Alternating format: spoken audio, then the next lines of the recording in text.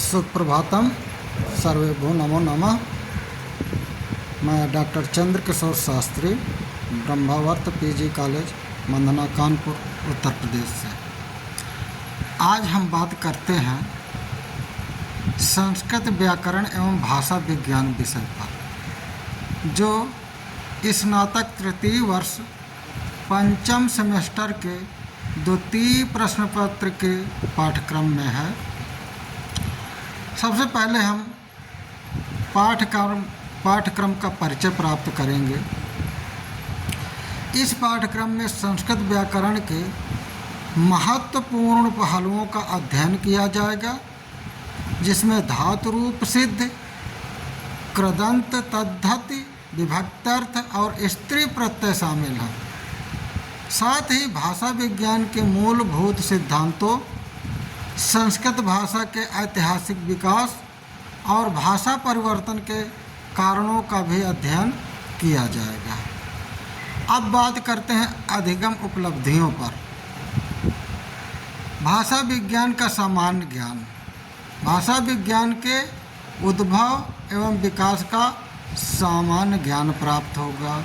दूसरा, संस्कृत की वैज्ञानिकता, अर्थात संस्कृत भाषा एवं व्याकरण की वैज्ञानिकता का अवबोध होगा। तीसरा है विश्लेषणात्मक दृष्टि, अर्थात ध्वनि के प्रारंभिक एवं वर्तमान स्वरूप एवं ध्वनि परिवर्तन के कारणों के प्रति विश्लेषणात्मक दृष्टि विकसित होगी। चौथा है शब्द निर्माण कौशल, अर्थात पदों की सिद्ध प्रक्रिया के माध्यम से शब्द निर्माण की वैज्ञानिकता से परिचित होंगे। संस्कृत भाषा के शुद्ध उच्चारण एवं लेखन का कौशल विकसित होगा। अब बात करते हैं फर्स्ट इकाई की।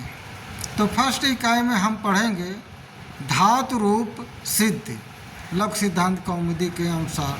देखते हैं इसके अनुसार धातु रूप सिद्ध एक महत्वपूर्ण अध्याय है, जो संस्कृत व्याकरण और भाषा विज्ञान में शामिल है। यह अध्याय धातु रूपों के गठन और प्रयोग की विस्तृत जानकारी प्रदान करता है। इसमें प्रमुख धातुओं के रूप में विभक्ति प्रयोग और विशेष रूपों का वर्णन शामिल है। यह अध्याय छात्रों को संस्कृत भाषा के व्याकरण के गहरे पक्षों को समझने में मदद करता है। अब धातु रूप सिद्ध कैसे, जैसे देखते हैं कि प्रमुख धातुएं, जैसे कि भू धातु है, सत्ता अर्थ में प्रयुक्त होने वाली मूल धातु। विभिन्न काल एवं लकारों में इसके रूप कैसे चलेंगे। पा धातु है, पान करने के अर्थ में प्रयुक्त होने वाली धातु। विभिन्न लकारों में इसकी रूप सिद्ध कैसे होगी। गम धातु है, गति अर्थ में प्रयुक्त होने वाली धातु। इसके विभिन्न रूपों की सिद्ध प्रक्रिया कैसे होगी। तो धातु रूप सिद्ध में सूत्र व्याख्या एवं रूप सिद्धि का विस्तृत अध्ययन किया जाएगा। पाणिनि के सूत्रों के आधार पर धातुओं के विभिन्न रूपों को समझना इस इकाई का मुख्य उद्देश्य है। अब दूसरी इकाई के अंतर्गत देखते हैं कृदंत प्रकरण है, जो लघु सिद्धांत कौमुदी के अनुसार कृदंत प्रकरण का अध्ययन किया जाएगा। इसके अंतर्गत कृत्य प्रत्यय है, जैसे तव्यत, तव्यत अर्थात कर्तव्य और जेतव्य। अनीयर प्रत्यय में करणीय, दर्शनीय। यत, भव्य और ज्ञेय। ण्यत में कार्य और हार्य। कृत प्रत्यय फर्स्ट, इसमें देखिए तुमुन दिया गया है, कत्वा दिया गया है, लेप दिया गया। तुमुन में जैसे कर्तुम बनेगा, गंतुम बनेगा। अक्त्वा में कृत्वा और गत्वा बनेंगे। लेप में जैसे आदाय, विहाय आदि रूप बनेंगे। कृत प्रत्यय सेकंड में क्या है, वत है, कत्वतु है, सत है, सानच है, ये प्रत्यय है। तो वत में जैसे क्रियावत, अक्त्वत में कृतवत, गतवत, सत में जैसे पठत, गच्छत। सानच में लभमान, मोदमान। और कृत प्रत्यय तृतीय में देखिए क्या आते हैं, ऋल है, ट्रच है, ऋण है, ये प्रत्यय हैं। ऋल में जैसे कारक, पाचक। त्रच में जैसे कर्ता, हर्ता। ऋण में जैसे हारिन, कारिन आदि रूप बनते हैं। अब इकाई तृतीय और चतुर्थ की बात करते हैं।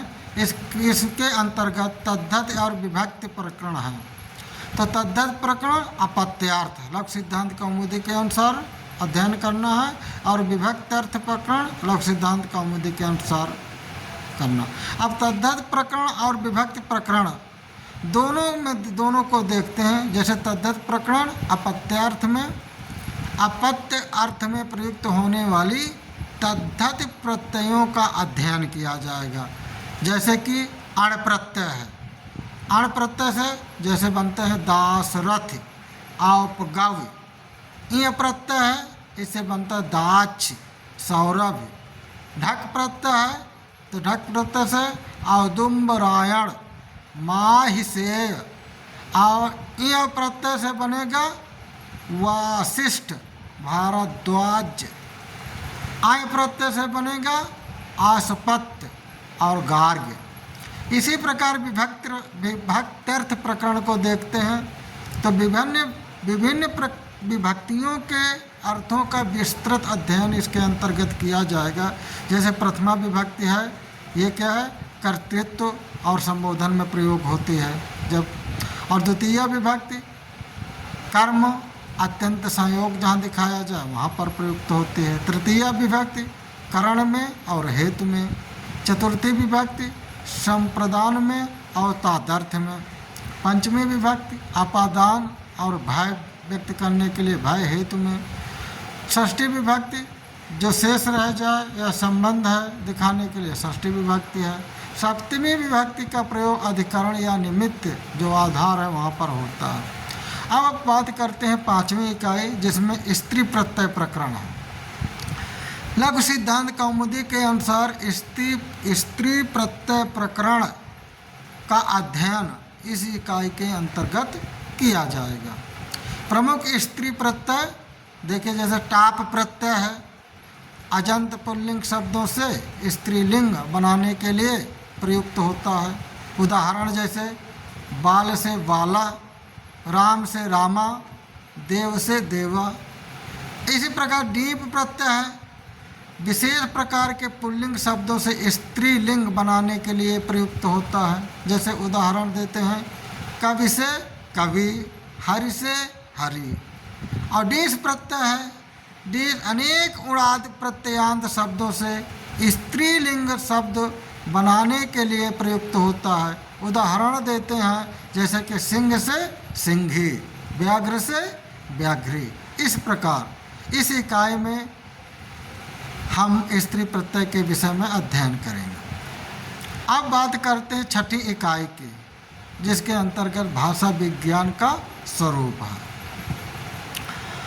तो भाषा विज्ञान के स्वरूप की बात करें तो सबसे पहले आता है इसमें ध्वनि विज्ञान।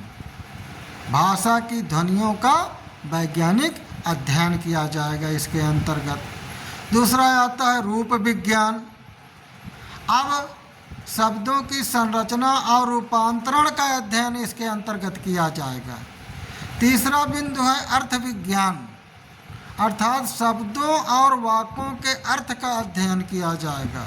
और चौथा वाक्य है वाक्य विज्ञान। चौथे बिंदु में वाक्य विज्ञान है, वाक्य संरचना और नियमों का अध्ययन इसके अंतर्गत किया जाएगा। अब देखिए भाषा की परिभाषा एवं स्वरूप।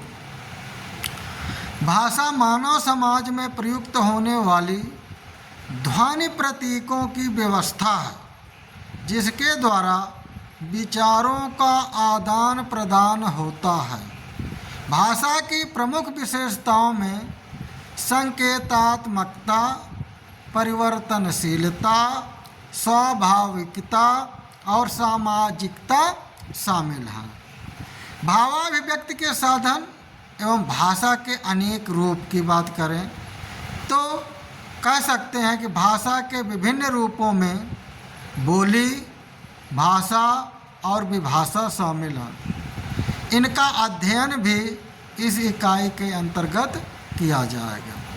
अब आती है 7वीं इकाई, जिसके अंतर्गत संस्कृत भाषा का उद्भव एवं विकास विषय पर बात करेंगे, अध्ययन करेंगे। इस इकाई में संस्कृत भाषा के ऐतिहासिक विकास का अध्ययन किया जाएगा,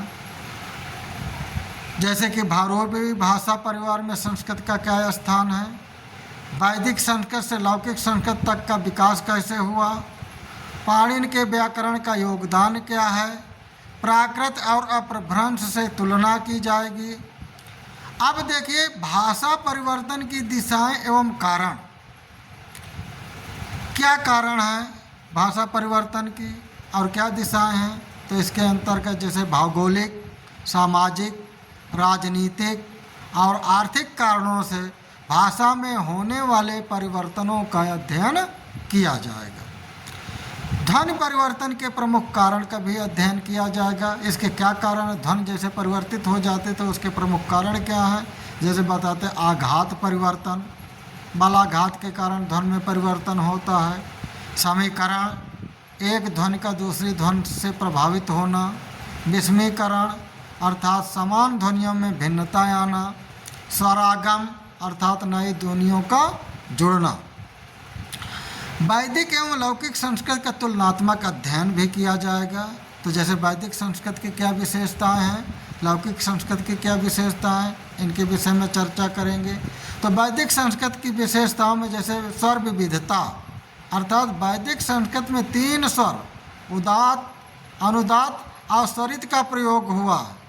संधि नियमों में शिथिलता है, अतिरिक्त लट अर्थात लेट लकार का प्रयोग, सुबंत और टिडंत प्रयोगों में विविधता है, विविध क्रिया रूपों का प्रयोग हुआ है। और वहीं लौकिक संस्कृत की विशेषताओं पर ध्यान देते हैं तो जैसे कि स्वर त्रयी का लोप है, कठोर संधि नियम है, लेट लकार का अप्रयोग है, सुबंत और तिडंत प्रयोगों में नियमितता है, पाणिनि व्याकरण के अनुसार मानकीकरण हुआ है, कम विकल्प और अधिक नियमबद्धता है।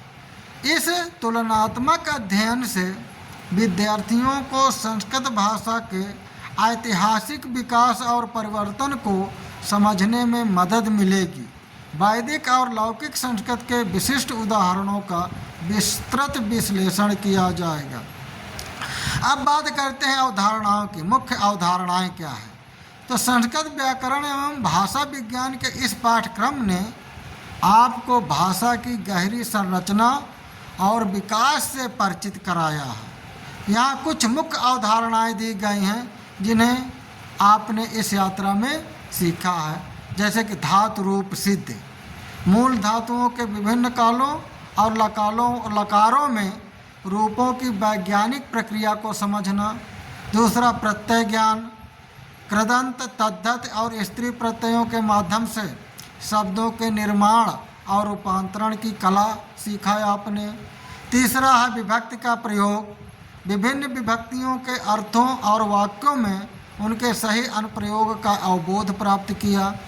भाषा विज्ञान के विषय में भाषा का उद्भव, स्वरूप, ध्वनि परिवर्तन और विभिन्न घटकों का विस्तृत विश्लेषण प्राप्त किया। संस्कृत का विकास की बात करें तो वैदिक से लेकर संस्कृत तक के सफ़र और उनकी तुलनात्मक विशेषताओं का अध्ययन किया। अब इस प्रकार आपने इस विषय पर, पाठ्यक्रम पर, जिसकी 8 इकाइयाँ बतलाई गई हैं, उस पर आपने ज्ञान प्राप्त किया। इसका अध्ययन किया जाएगा संस्कृत व्याकरण एवं भाषा विज्ञान। आपका समय, आपने अपना समय दिया और ध्यान से सुना। इस यात्रा में हमारे साथ जुड़ने के लिए आपका हार्दिक आभार। हमें उम्मीद है कि यह पाठ्यक्रम संस्कृत व्याकरण और भाषा विज्ञान की आपकी समझ को गहरा करेगा और आपको नई अंतर्दृष्टि प्रदान करेगा। समय देने के लिए और हमारे साथ जुड़ने के लिए आपका साधुवाद, आभार, धन्यवाद।